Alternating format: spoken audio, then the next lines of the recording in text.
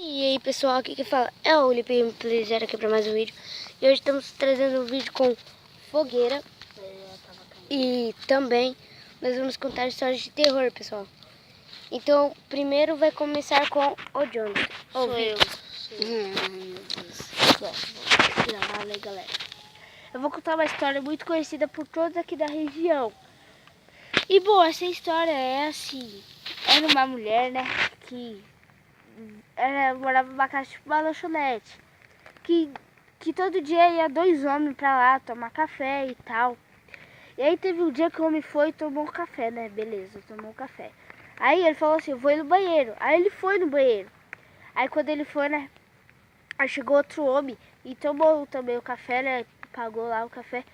Aí ele pediu pra ir no banheiro também. E o homem tava lá. Aí tipo, e horas assim passando que o homem já tava lá dentro do banheiro. Aí, né, chamaram a polícia e tudo. Deixa eu gravar sem reação agora. Aí, né, quando abriu lá a porta, o homem tava... Ei, eu! Pera aí, tira a cabeça da frente. O homem que tava lá, ele tava todo cagado e com os olhos todos esbugalhados.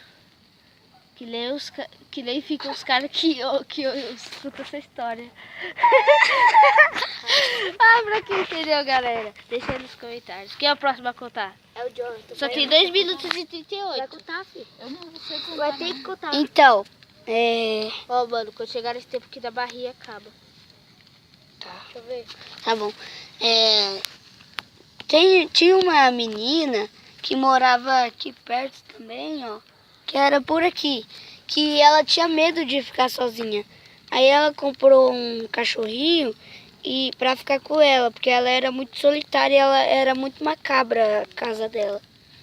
Aí, beleza, né? Aí, galera, eu só vou deixar um aviso que vai acabar rápido. Aí vai ter continuação dele contando a história, beleza? 2 minutos e 12. Então, aí todo dia o cachorro ficava debaixo da cama. Aí quando ela não conseguia dormir, ela ponhava a mão debaixo da cama pra ele lamber ela, pra ela conseguir dormir. Ai, vai acabar o tempo. Então, aí também teve um dia que tava pingando no... Vai ter a parte 2 e falou. Falou! Tá acabando os minutos já.